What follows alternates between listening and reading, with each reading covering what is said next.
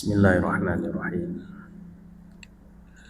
Assalamualaikum warahmatullahi wabarakatuh. Alhamdulillah alladzi sadaqa wa'dah wa nasara 'abdah wa a'azza jundah wa hazamal ahzaba wahdah.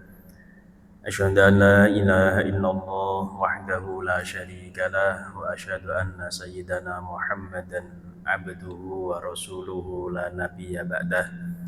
Wassalatu wassalamu ala rasulillah sayyidina Muhammad ibn Abdillah wa ala alihi wa ashabihi wa mawalah la hawla wa la quwwata illa billah.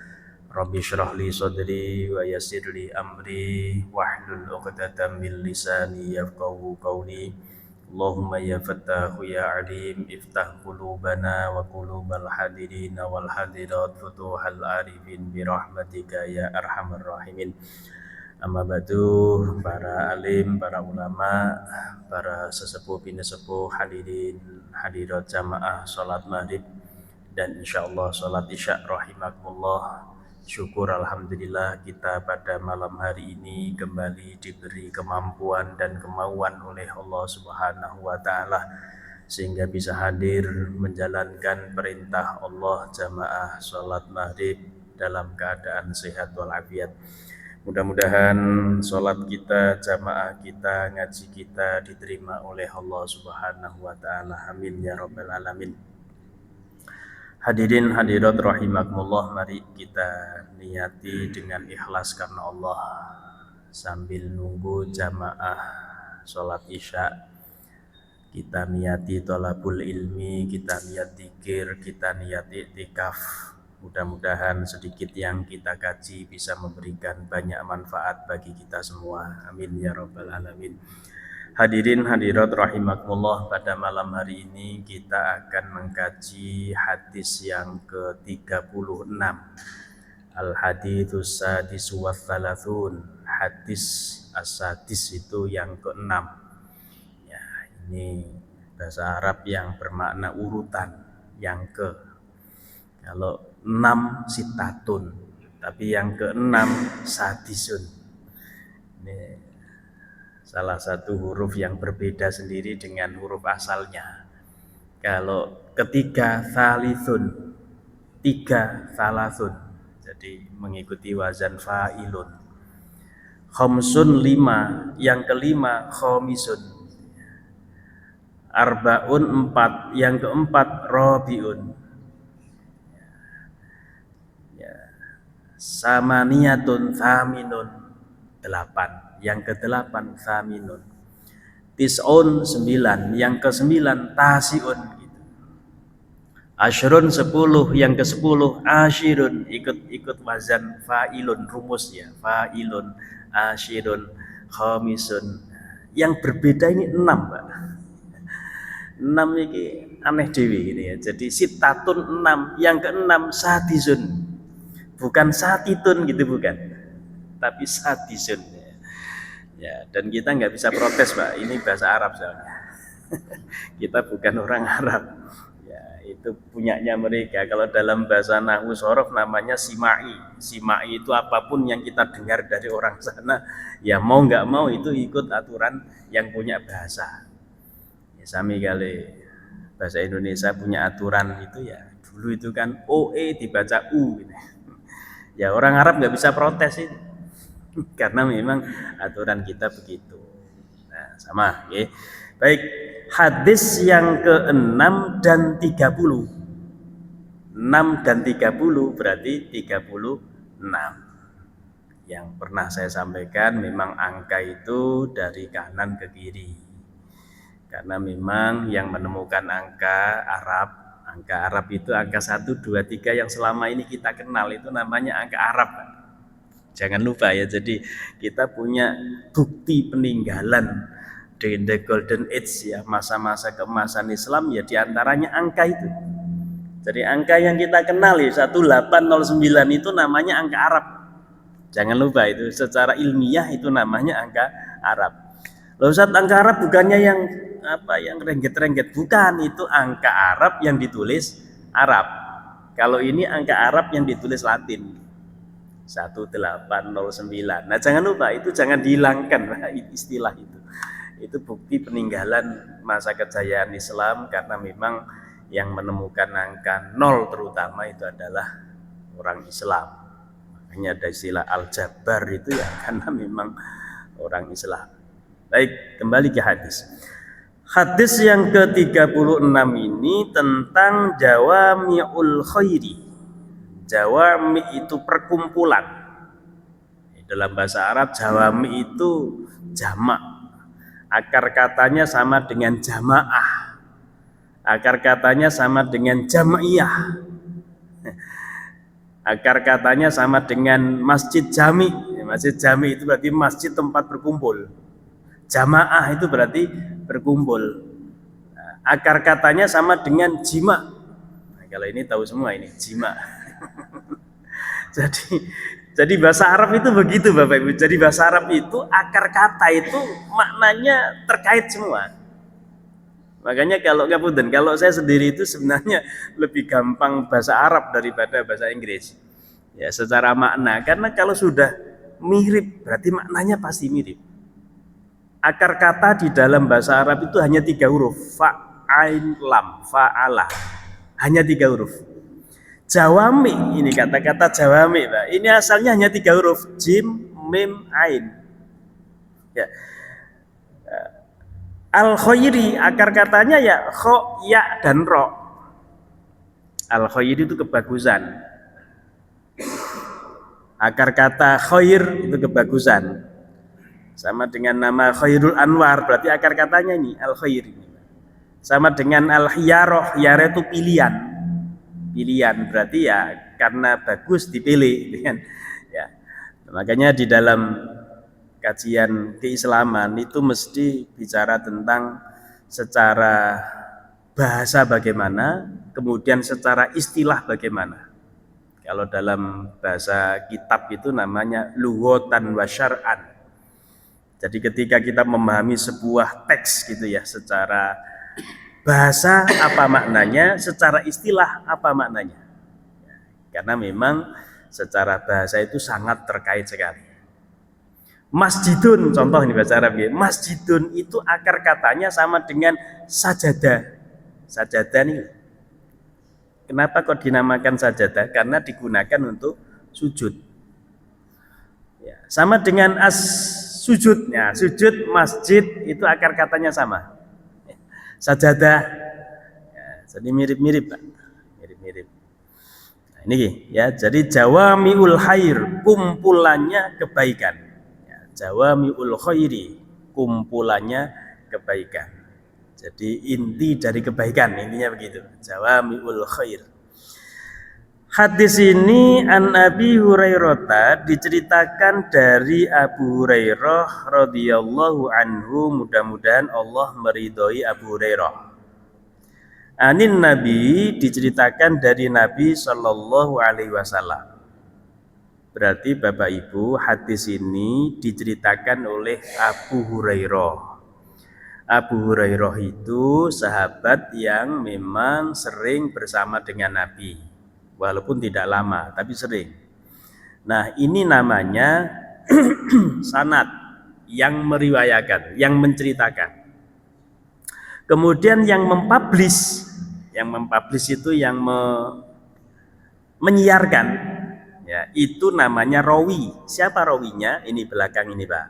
Rawahu Muslim. Berarti hadis ini diriwayatkan oleh Imam Muslim. Imam Muslim itu apakah hidup zaman Nabi? Tidak.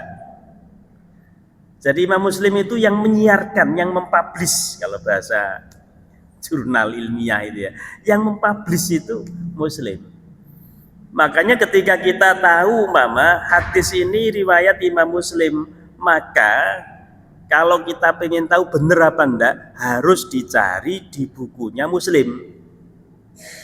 Kalau di bukunya Muslim nggak ada, oh bahaya ini, Pak. Bahaya. Kau panjenengan baca internet, baca tulisan di internet, hadis riwayat Muslim, dicari di kitabnya Muslim, kok nggak ada, palsu itu, Pak. Ya, jadi cara ngecek hadis niku ngoten, jadi nggak gampang, Pak. Nah, tapi kalau karena ini kitab Arba'in Nawawi sudah melalui takhrij, sudah melalui penelitian yang banyak dilakukan oleh para ulama dan memang isinya adalah hadis sahih. Ya, maksud saya kalau panjenengan nemu di jalan, nemu di jalan ini hadis riwayat Muslim, tapi ternyata di kitabnya Muslim nggak ada. Oh, berarti palsu ini. Itu bahaya sekali, Pak, zaman sekarang, apalagi zaman medsos begini ini. Dikit-dikit kadang-kadang hadis riwayat ini. Loh, memang kita ini nggak mungkin ngecek, Pak. Kok kita masyarakat loh, Pak, nggak mungkin ngecek. Kok jangankan internet, khotib mama, hadis riwayat Imam Muslim. Apa jamaah ngecek, Pak, di bukunya Muslim? Kan enggak. Makanya bahaya khotib itu kalau asal-asalan, bahaya, Pak. Ya. Nggih, kalau Quran insya Allah banyak yang tahu dan banyak yang bisa ngecek. Dari dulu Quran itu 30 juz. Ya, mau di Lamongan, mau di Surabaya, Quran itu ya 30 juz. Ya, tapi kalau hadis, waduh, banyak sekali. Maka banyak yang tidak paham kalau umpama dibohongi orang, hadis ini riwayat Imam Bukhari. Karena kita nggak pernah ngecek di kitabnya Bukhari. Padahal mestinya kalau hadis itu riwayat Bukhari berarti ada di bukunya Bukhari, karena dialah yang mempublish, yang mensiarkan hadis itu. Kalau tidak ada berarti itu pembohongan atas nama Rasulullah. Kalau ada orang yang mengatasnamakan Rasulullah ternyata itu bohong, kata Rasulullah, fal yatabawwa maq'adahu minan nar. Jelas orang itu disiapkan masuk neraka. Ya, makanya ini harus hati-hati, Pak. Apalagi era medsos ini kadang-kadang bikin lelucon yang sebenarnya itu merusak hadis. Barang siapa hari Selasa nolong orang lain maka besoknya hari Rabu, kadang begitu. Kok ditambahi hadis riwayat Bukhari, ya itu sudah pembohongan. Kalau nggak ada tambahannya nggak apa-apa, mama, barang siapa menolong orang lain pada hari Selasa maka besoknya dia masuk hari Rabu, mama. Nah, kalau nggak ada tambahan itu nggak masalah, nggak ada tambahan hadis riwayat Bukhari, guyon-guyonan nggak apa-apa. Tapi kalau ada tambahannya hadis riwayat Bukhari, nah itu yang mengatasnamakan Rasulullah. Baik, ini Abu Hurairah. Nah, Muslim itu bisa jadi hidupnya jauh, ya, tidak terus 10 tahun yang lalu itu ada Rasulullah kemudian meninggal 10 tahun kemudian Imam Muslim, belum tentu. Sehingga antara Abu Hurairah dengan Imam Muslim ini melalui banyak orang, Pak. Dan semua ini namanya sanad. Anggap mawon, Pak, anggap nggih. Saya Rasulullah cerita kepada Abu Hurairah. Sampai terakhir sana Imam Muslim yang menyiarkan, berarti dari Abu Hurairah ini melalui banyak orang, Pak. Melalui banyak orang. Bukan Abu Hurairah langsung ke sana. Kenapa tidak bisa langsung? Karena hidupnya berbeda. Hidupnya berbeda. Enggak, kalau panjenengan ke semasa, ke sejaman. Lah ini Abu Hurairah dan Imam Muslim ini hidupnya tidak sejaman. Sehingga melalui banyak orang. Loh, terus banyak orang niku sinten mawon. Nah, dicek di kitabnya Imam Muslim, ada, Pak, di situ. Di Imam Muslim itu disebutkan semua. Imam Muslim dari sini sampai dari Abu Hurairah, disebutkan semua di sana. Nah, tapi kalau di sini tidak, atau di kitab-kitab hadis yang itu bagian dari lini kedua atau lini ketiga, itu tidak disebutkan. Ya, tapi kalau Imam Muslim atau Bukhari atau Abu Dawud atau An-Nasai di kitab aslinya itu disebutkan semua dari siapa. Kok tidak disebutkan? Oh, berarti perlu dipertanyakan hadis itu palsu atau sahih. Karena memang itu ada ilmunya, Pak. Kok umpama ada hadis riwayat si A, riwayat si B, dilihat B ini ternyata nggak pernah ketemu A, tapi kok menceritakan dari A, berarti itu bohong. Tidak mungkin diterima sebagai hadis sahih. Nah, ini jadi ngapunten, hadis itu ada ilmunya, tidak sembarangan. Kenapa seperti itu? Karena ya, jagani jangan sampai ada hadis palsu. Sudah diatur sedemikian rupa saja masih muncul hadis palsu, ya, Pak. Dane yo gak diatur, Masya Allah, berterbangan tuh hadis itu. Ono kepentingan didik hadis, kampanye hadis. Ya, gara-gara dia dapat nomor urut 3, akhirnya pakai hadis, barang siapa yang mencoblos nomor 3 maka dia masuk surga. Bahaya itu, Pak. Ya, makanya kadang saya berpikir lah, ya wong ono ilmune. Ya, ada mustalah hadis, ilmu hadis saja masih banyak hadis-hadis palsu. Umpama nggak ada ilmunya, waduh, luar biasa banyak itu. Dan itu sudah diantisipasi oleh para ulama dulu. Ya, sehingga ya kita bersyukurlah hadirin hadirat ya, kita bersyukur sekali kita ini hanya menikmati, Pak. Ya, kami di dunia akademik itu juga hanya menikmati kalau bahasa saya. Orang dulu itu betapa susahnya, tapi mereka bisa. Dan kapan itu terjadi? Kalau kita bisa bicara sejarah, semua itu terjadi ketika Islam menguasai dunia. Kapan? Ya ketika masa dinasti Abbasiyah. Ketika masa dinasti Abbasiyah, para ulama itu muncul semua, Pak. Muncul semua yang selama ini kita jadikan rujukan, ya mulai dari Imam Hanafi, Imam Maliki, Imam Syafi'i, Imam Hambali, itu semuanya pada masa the golden age, masa-masa keemasan Islam. Ya. Keumpama nggak ada mereka, waduh, sampai sekarang kita susah semua. Sehingga mohon maaf, politik itu penting, Pak.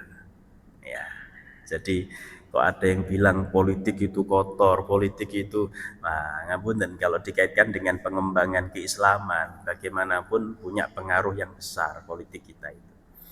Ya, sehingga selama kita ini nggak pernah bersatu untuk bagaimana li'i'la'i kalimatillah, menjunjung tinggi kalimat Allah melalui politik, ya susah, Pak. Ya, oke, baik, kembali ke sini, oke. Jadi ini penting. Hadis riwayat Imam Muslim yang diceritakan oleh Abu Hurairah ini, Rasulullah menyampaikan, anin Nabi qala, man nafasa an mu'minin kurbatan min kurabid dunya nafasallahu anhu kurbatan min kurabi yaumil qiyamah. Barang siapa nafasa, kira-kira artinya apa, Pak? Nafasa, setelah tahu akar kata tadi, Pak. Nafas itu loh, Pak. Nafas. Wong sing nafas kan lega tuh, Pak. Alhamdulillah, kan lega, Pak. Berarti nafasa ini melegakan, mengenakkan. Man nafasa an mu'minin, barang siapa yang mengenakkan, melonggarkan, ya, kurbatan min kurabid dunya, kurbatan, kerupekan, kesusahan, kesulitan di antara kesulitan-kesulitan dunia, maka nafasallahu anhu kurbatan min kurabi yaumil qiyamah, maka orang itu akan dienakkan oleh Allah, dilegakan oleh Allah, ditolong oleh Allah dari kesulitan akhirat, hari kiamat. Ya, berarti arti bebasnya begini, barang siapa yang mengenakkan seseorang, maka dia akan dienakkan oleh Allah nanti pada hari kiamat. Barang siapa yang menolong seseorang dari kesulitan, maka dia pun akan ditolong oleh Allah dari kesulitan ketika hari kiamat. Berarti hadis ini, Pak, ini poin pertama, nggih. Hadis ini bicara tentang hablum minan nas. Memang Bapak Ibu, hadis itu banyak sekali yang hablum minan nas. Ya. Apa hablum minallah itu enggak penting? Enggak. Ini satu kesatuan. Jadi ketika bicara hablum minallah, ya hablum minan nas. Ketika bicara hablum minan nas, ya hablum minallah. Ngapunten, jangan dipisah, Pak. Jangan didikotomi, jangan di seolah-olah hablum minallah sendiri, hablum minan nas sendiri, tidak. Itu kan kepentingan untuk hubungan vertikal dan hubungan horizontal. Secara substantif, secara substansi itu adalah ajaran Islam sama. Makanya saya di mana-mana bilang, orang itu kalau hablum minallahnya baik, maka otomatis hablum minan nas juga baik. Sebaliknya, kok ada orang yang hablum minallahnya kelihatannya baik, tapi hablum minannasnya kok kelihatan jelek. Jangan-jangan ada yang keliru dalam hablum minallah dia. Contoh, ngapunten, kok ono wong ketokane salate apik, kelihatannya salatannya bagus. Tapi kok karo tonggo kok tukaran terus, umpama Pak, umpama. Itu orang sana bukan orang sini. Ada orang kelihatannya sholatnya bagus tapi sama tetangganya kok jelek. Jangan-jangan Pak, sholatnya tadi ada yang kurang. Mungkin rukun syaratnya kurang sesuai, mungkin niatnya kurang ikhlas karena Allah atau yang lain. Karena panjenengan cari di dalam Quran maupun hadis itu banyak sekali yang mengintegrasikan antara hablum minallah dengan hablum minannas. Kok ada orang hablum minannasnya baik, maka mestinya hablum minallah juga baik pun ukurannya ngoten, Pak. Kok ada orang hablum minannasnya baik, tapi hablum minallahnya kok jelek. Karo kanca ngono seneng bayari mangan, Pak. Neraktir, ditraktir bolak-balik, tapi giliran ono azan dijak salat kok. Aku nitip yo, salat kok nitip umpama. Lah itu sudah indikasi jangan-jangan hablum minannas dia itu kurang bener itu. Jangan-jangan konang ben dipilih ngejak mangan iki. Jangan-jangan ngejak mangan ben diarani wong api dan lain sebagainya. Jadi ini jadi barang siapa yang mengenakkan seseorang maka dia akan dienakkan oleh Allah nanti pada hari kiamat. Itu poin pertama. Ya, jadi menghilangkan kesusahan orang maka dia akan dihilangkan kesusahannya oleh Allah. Yang kedua, waman yassaro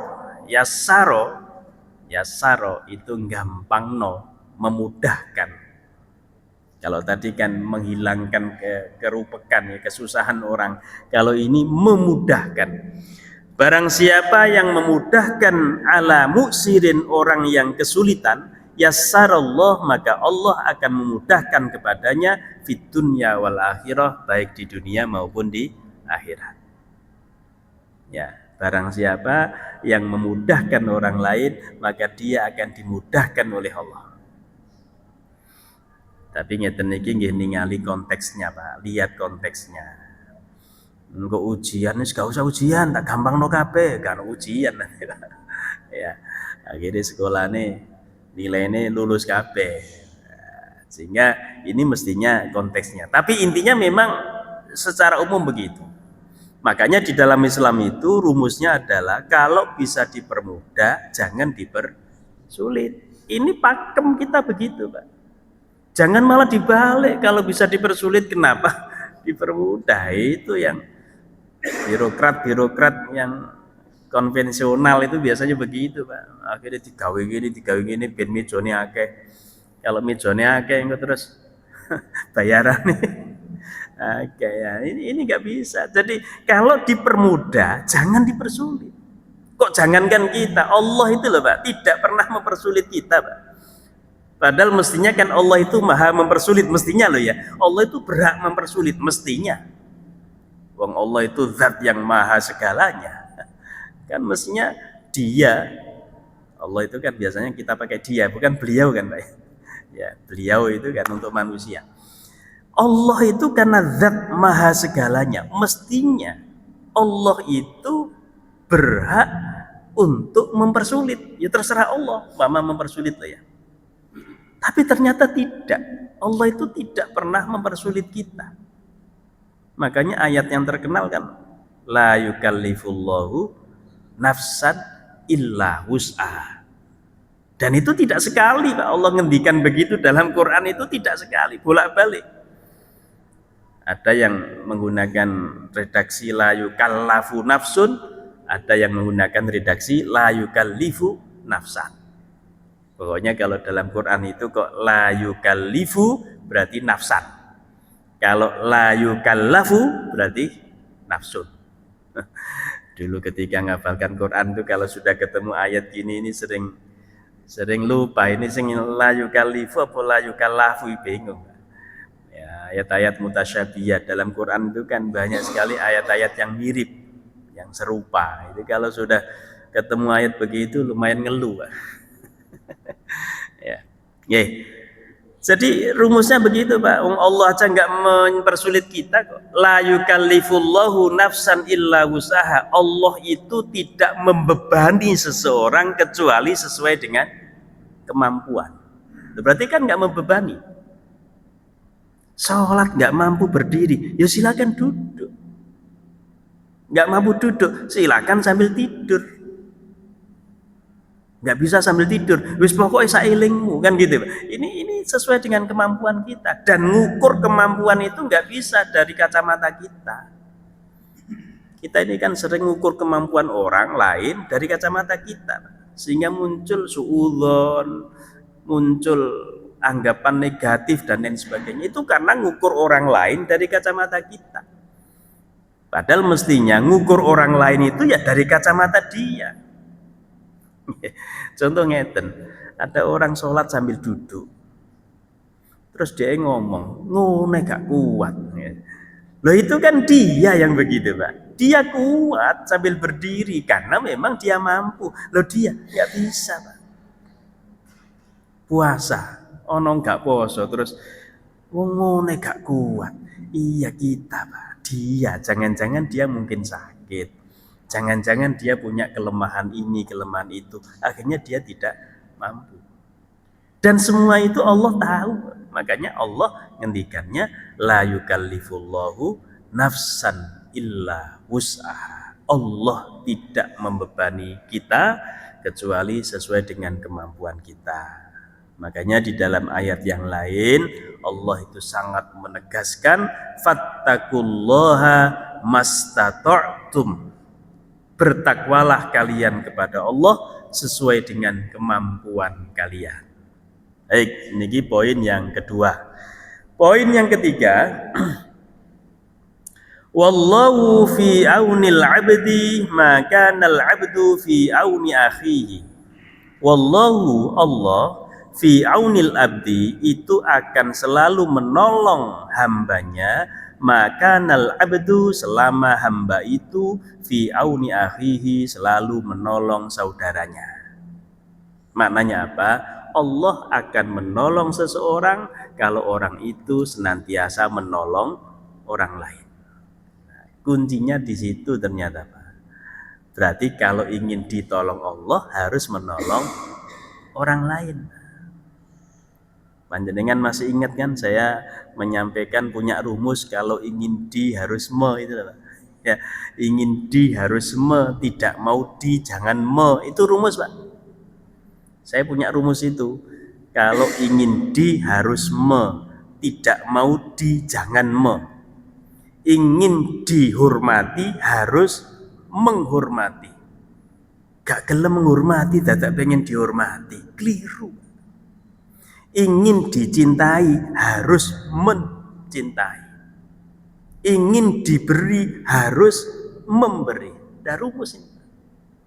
Tidak mau di jangan me, tidak mau disakiti jangan menyakiti.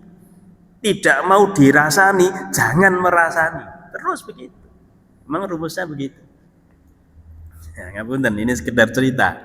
Saya itu punya rumus ini karena dulu di pondok ya.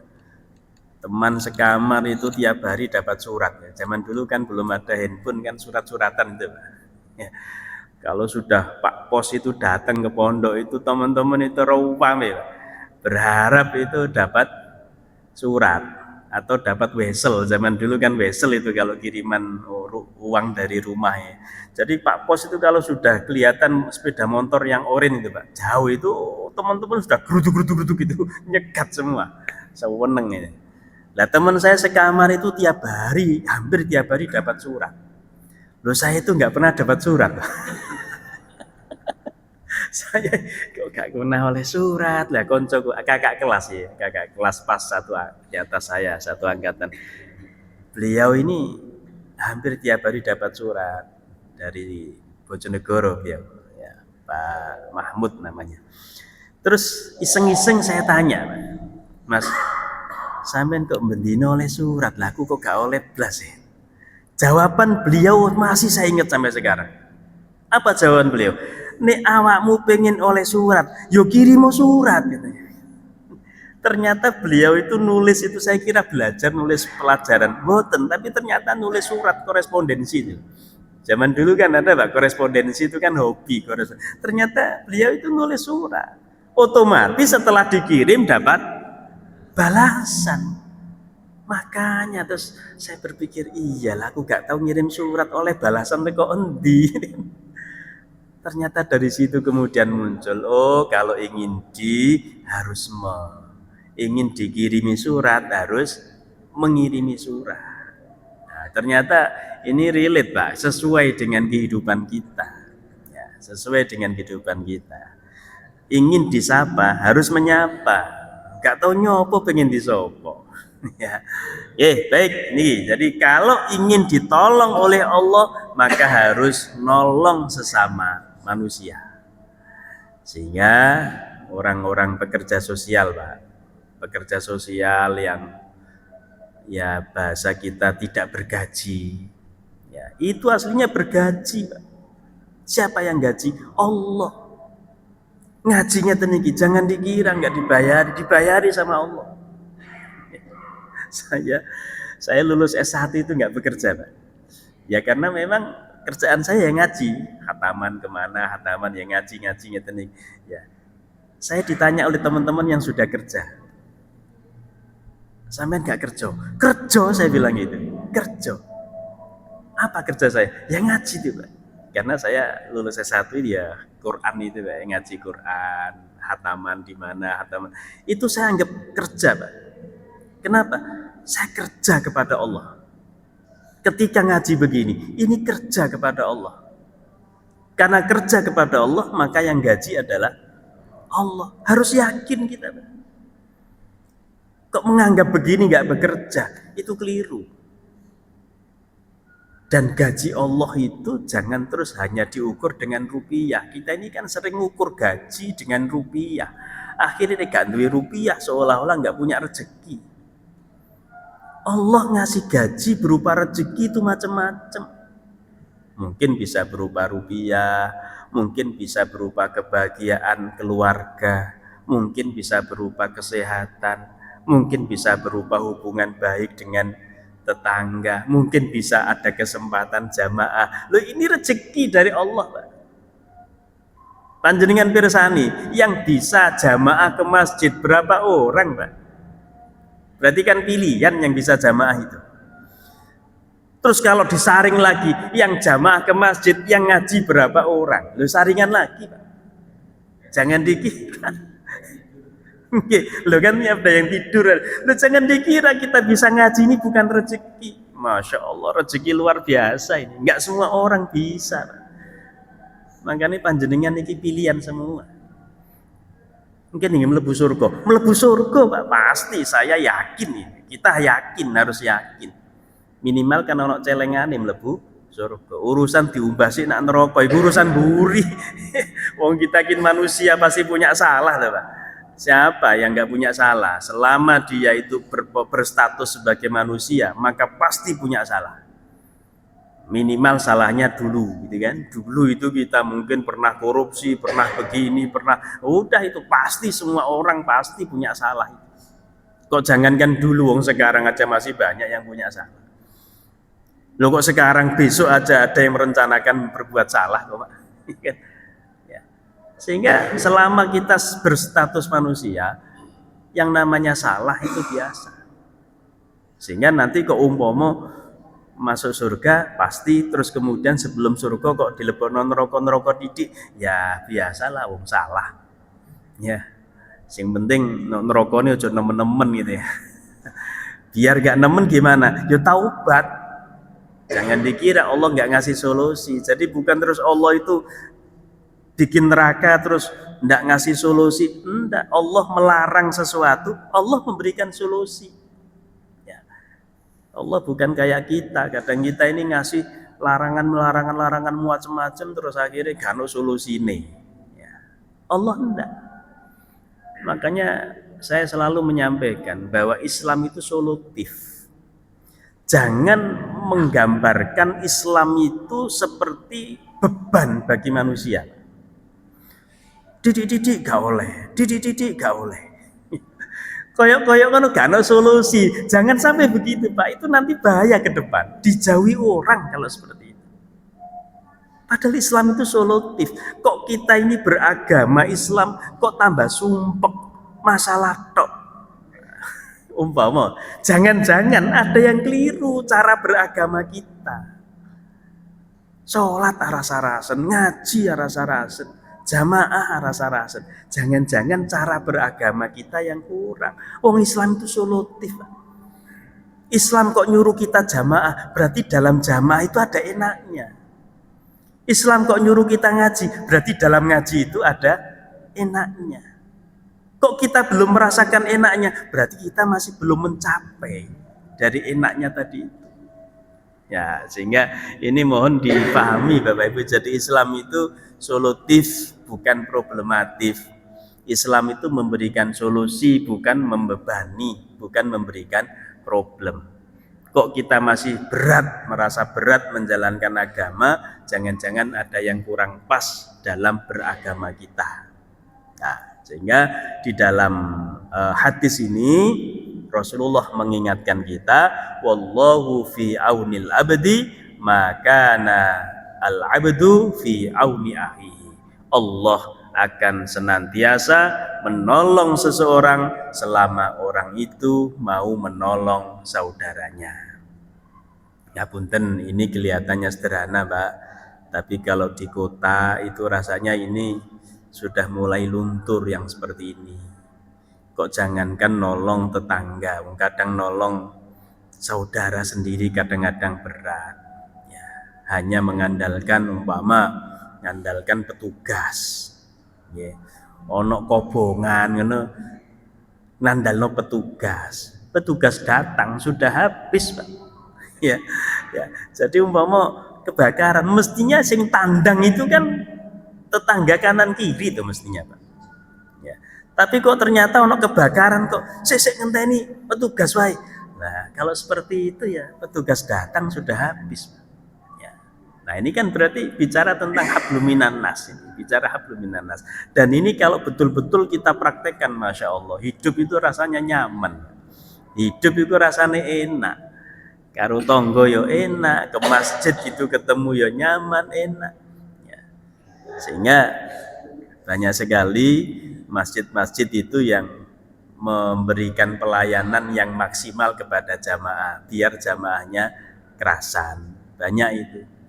Tapi nggak harus lihat-lihat, Pak. Jangan terus kemudian berikan pelayanan jamaah dikon turu kabeh wae salat gak dijak salat. Ya seperti itu beda. Wifi dipasang di mana-mana tapi nggak ada aturan, ya jangan.